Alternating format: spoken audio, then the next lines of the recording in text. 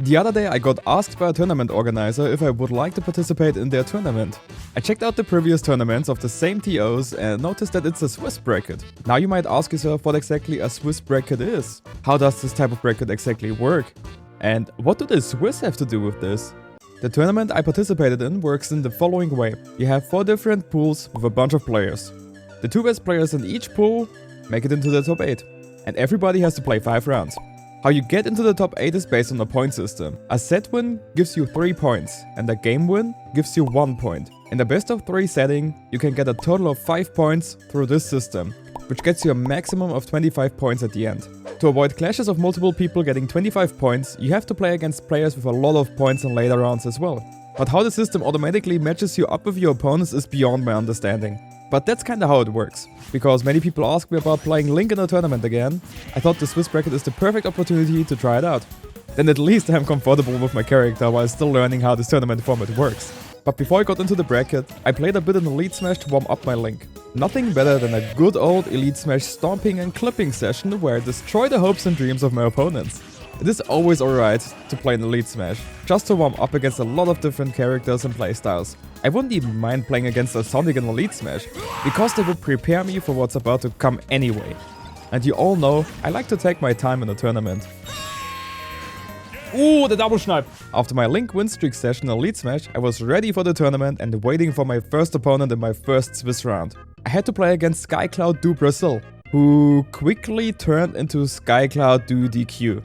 And with this, I already won my first round and gained 3 points, yeah.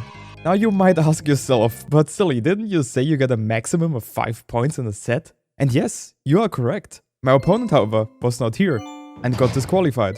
I got the 3 points from the set win, but I never played games against him and was missing 2 game win points. So early on, I was already behind 2 points compared to everybody else. But if I win every set from now on, I would still end up at 23 points and an entry into top 8. Round 2 against Chalks, who played King Dedede. We started on Final Destination and I opened up with a huge combo after getting a grab.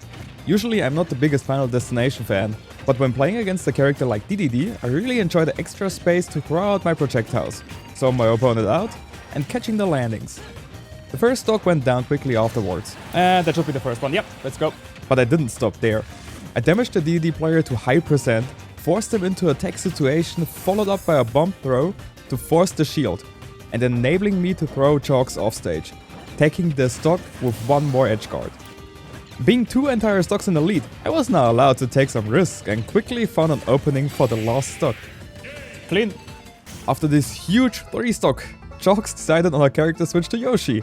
They went on Town and City and tried to engage with a forward air, burning the double jump. And once I saw the double jump is gone, it was time for me to juggle with Link's up air. Especially under a platform, up air is a good tool to juggle in this situation. A while later, I was able to take the first stock with a down air at high percent. And done. 188% though. I inflicted 90% on my opponent and tried to go for a hard read. But Chalks took a moment and was able to punish my attempt. Oh, nice. Okay. However, they were not able to inflict more extra damage onto my stock and went down to a returning boomerang ledge trap. Thank you, Boomerang.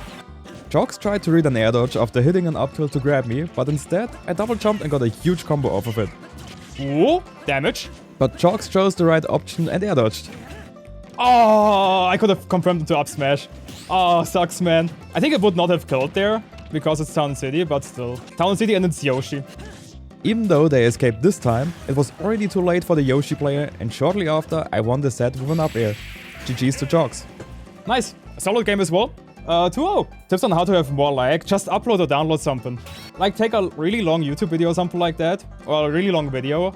And just upload it on YouTube, you know. No problem, no problem. Round 3 against Dedede, who played Mario. Link vs Mario is kinda a mixed bag. While Link has a good time keeping Mario out with aerials, tilts and projectiles, once Mario gets in, Link receives a huge amount of damage. We both got each other to huge amounts of percent. Seeing each other in shield, I was hoping for the Mario player to grab and I jumped out of shield and finished the stock with a forward air, just to go down shortly after to an up smash. Yep, misgrab. My advantage on the second stock was really shining. I used a lot of safe moves to finally find an opening and keeping the Mario player on the ledge with my boomerang and spacing. That doesn't work like that. Not enough percent. After getting him off stage, I saw an air dodge and immediately followed up with a neutral air to finish the stock. This is something Link really excels in. His ledge trapping and edge guarding abilities are one of the best in-game in my opinion. And the rest of the game showed it too. Ganymede was unable to make it back on stage and I finished game 1 with a warmup bomb. Oh, he couldn't make it. Okay, never mind. Doesn't matter. Okay, 1-0. Good Mario though. I think that Link has a good matchup against Mario, to be honest. I can keep Mario away pretty well. I don't care too much about the fireballs because fireballs get destroyed by Nair and then I hit Mario as well. But this Mario was very patient and knows their stuff. So a good player definitely. Game 2 went on Pokemon Stadium 2 again, and we both took our turns in damaging each other slowly but surely. Starting with a neutral air, I got Ganymede into the corner and threw a bomb to keep them at the ledge and bait an option. I got 2 remote bomb hits and took the stock shortly after with a very risky down air play. Look everybody, if you seriously want to win, don't do a run of down air like that. If you miss, your stock is gone. I just did it for the funsies. Shortly after, Ganymede was able to edgeguard me and interrupt my bomb recovery with a back air to take my stock. On the second stock, he tried to engage me on high percent with a neutral air, but I interrupted it with an up tilt. Seeing how Ganymede got hit by trying to claim center stage, I threw the boomerang into platform direction, because I doubted he would go center stage a second time.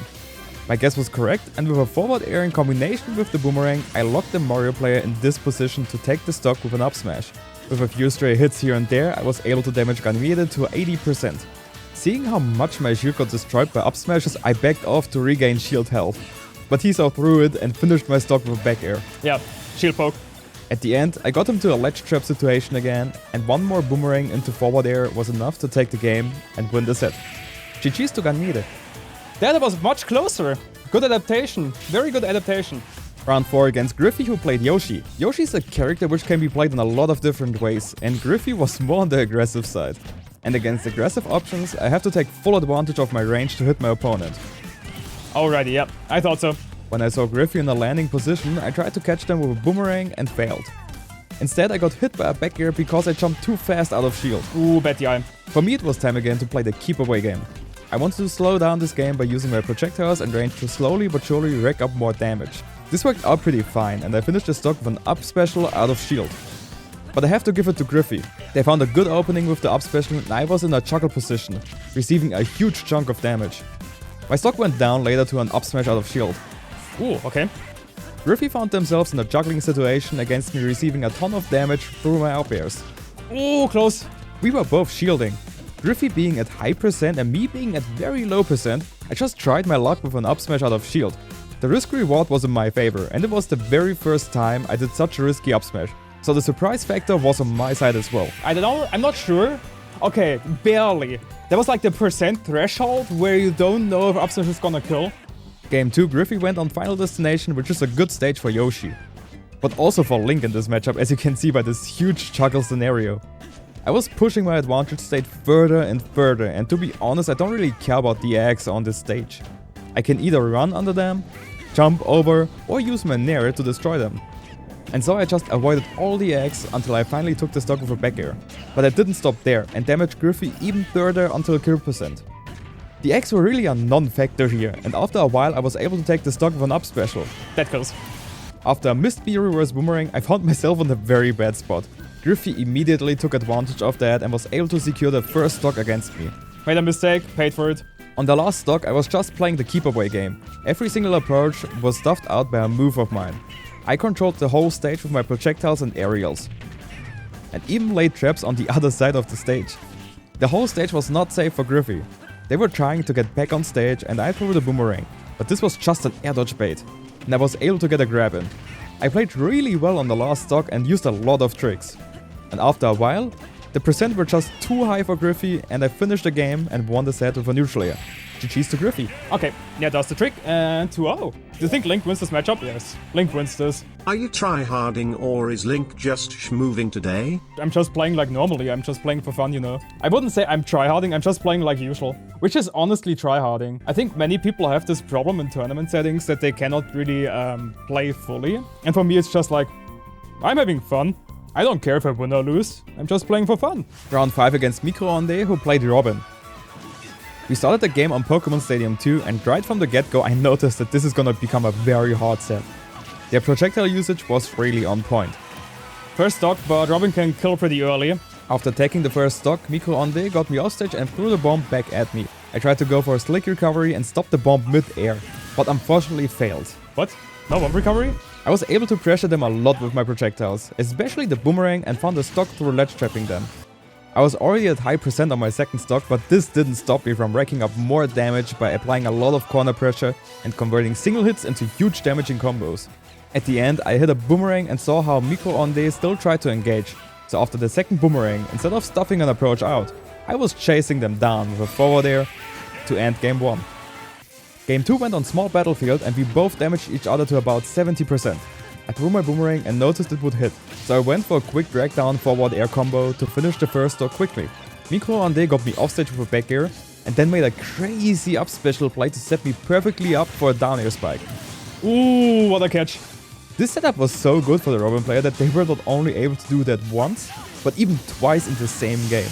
Ooh, that's such a good setup. I definitely have to take notes for my Robin.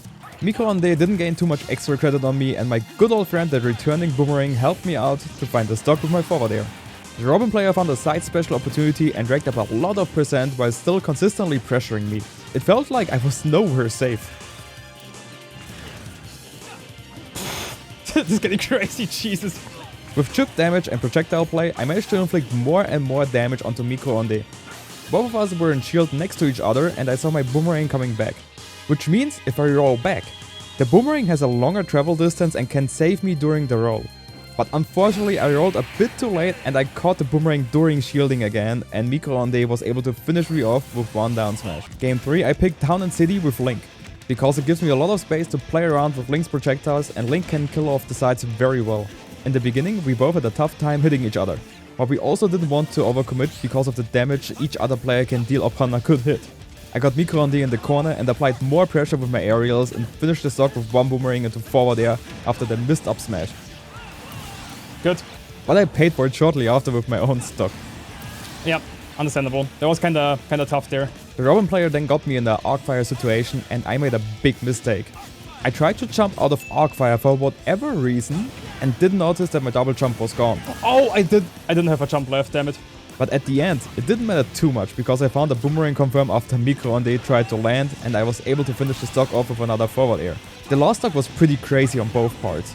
Micro-Onde damaged me first to very high percent without me landing a single hit in between. And afterwards I found an opening with the own Levin sword for a bit of damage. At this stage, anything could kill me, so I tried to use my projectiles to slowly cause more damage onto the Robin player, and was able to even things out again after a while. And then the craziest thing ever happened in this tournament. Oh! No! No! Bro, what the fuck? You can't be serious. I'm losing like that. The DBC kill. Holy shit. Yo, GG, GG. That was exciting. I think I'm out of the tournament though. I never had a photo finish like that. I think I'm actually out. There's no chance I can do anything right now, but that's fine. I had one problem. My first round was a DQ, which means I couldn't gain any game points. My game points are gone.